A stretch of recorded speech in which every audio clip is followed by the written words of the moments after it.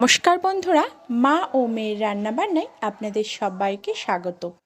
আজ আমি আপনাদের মাঝে আবারও চলে এলাম সম্পূর্ণ একটা নতুন রেসিপি নিয়ে। আজ আমি রান্না করব পাঁচমিশালি শাক বা অনেক রকম শাক। তার জন্য আমি এখানে অনেক রকম শাক নিয়েছি, যেমন দুধ কচুর পাতা, মিষ্টি কুমড়োর পাতা, লাউ পাতা, তেলা কচুর পাতা, এমনি কচুর পাতা, আবার পুঁই পাতাও নিয়েছি। আপনারা চাইলে আপনাদের পছন্দ মতন আরও অন্যান্য শাক নিতে পারেন।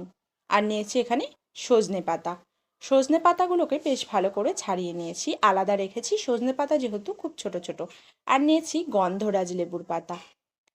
গন্ধরাজ লেবুর পাতা যদি এই শাকে দেওয়া হয় তাহলে কিন্তু শাকের স্বাদটা অনেক গুণ বেড়ে যাবে আর খেতে খুবই ভালো লাগবে। গন্ধরাজ লেবুর পাতা দেওয়াতে শাকটার খুব সুন্দর একটা গন্ধ ছাড়বে। আমি কড়াইটা গরম হয়ে গেলে কড়াইয়ের মধ্যে তেল দিয়ে ফোড়নে দিয়েছি কালো জিরে আর কয়েকটা কাঁচা লঙ্কা। আপনারা চাইলে কাঁচা লঙ্কাটাকে বাড়িয়ে কমিয়ে দিতে পারেন। তারপর শাকটা আমি কেটে ভালো করে একদম কেটে নিয়েছি। একদম সুন্দর করে, যতটা ভালোভাবে শাকটা কাটা যাবে ততই কিন্তু রান্নাটা ভালো হবে। শাকটা কেটে ধুয়ে কড়াইতে দিয়ে একটু ভালো করে নেড়েচেড়ে নিলাম। তারপর পরিমাণ মতো হলুদ লবণ দিয়েছি। হলুদ লবণটা এখানে খুব বুঝেই দিতে হবে, কারণ শাকটা রান্নার পর কিন্তু অনেকটা কমে আসবে। যদি লবণটা খুব বেশি হয়ে যায় তাহলে কিন্তু শাকটা নুনে পোড়া হয়ে যাবে। গ্যাসের হিটটা সবসময় লো রেখেই রান্নাটা করতে হবে, তাহলে শাকটা কড়াইতে লেগেও যাবে না আর বেশ ভালো মতন সেদ্ধ আর ভাজাও হয়ে যাবে। এরই মাঝে বলে রাখি, আপনি যদি আমার চ্যানেলে নতুন বন্ধু হয়ে থাকেন তাহলে চ্যানেলটি সাবস্ক্রাইব করে পাশে থাকার অনুরোধ রইল। আর আমার রেসিপিটি যদি ভালো লাগে লাইক কমেন্ট শেয়ার করতে একদমই ভুলবেন না। পাশে থাকা বেল আইকনটি প্রেস করে নেবেন, কারণ আমি যখনই নতুন কোনো রেসিপি শেয়ার করব আপনার কাছে সবার প্রথমে নোটিফিকেশান পৌঁছে যাবে। দেখুন, রান্নাটা প্রায় হয়ে এসেছে। নামানোর আগে আগে আমি গন্ধরাজ লেবুর পাতাটা দিয়ে দিয়েছি। গন্ধরাজ লেবুর পাতাটা দিয়ে এবার একটু শাকের সঙ্গে মিলিয়ে নিচ্ছি। শাকের সঙ্গে গন্ধরাজ লেবুর পাতাটা মিলিয়ে নেব, আর খাবার সময় এই পাতাটা কিন্তু ফেলে দেব। এই লেবুর পাতার যে সুন্দর একটা গন্ধ সেটা শাকের সঙ্গে মিশে যাবে। লেবুর পাতাটাকে দেওয়ার পর শাকের সঙ্গে ভালো করে মিলিয়ে কিছুক্ষণের জন্য ঢাকা দিয়ে রাখবো। ঢাকা দিয়ে রাখলে পাতার যে মিষ্টি গন্ধটা লেবু পাতার সেটা বেশ শাকের সঙ্গে মিলে যাবে। এবার আমি ঢাকাটা খুলে একটা পাত্রে তুলে নিচ্ছি। এই রেসিপিটি সাধারণ হলে এর স্বাদ কিন্তু অসাধারণ। আপনার রেসিপিটি বাড়িতে ট্রাই করতে একদমই ভুলবেন না।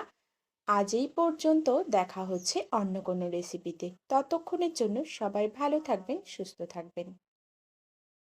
ধন্যবাদ।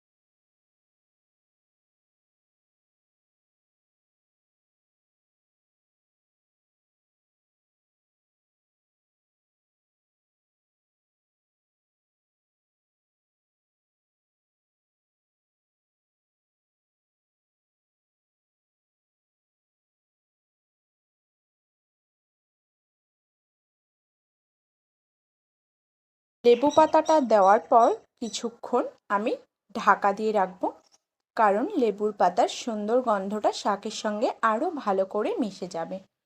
এই রেসিপিটি খুবই সাধারণ, কিন্তু এর স্বাদ খুবই অসাধারণ। রেসিপিটি বাড়িতে ট্রাই করার অনুরোধ রইল।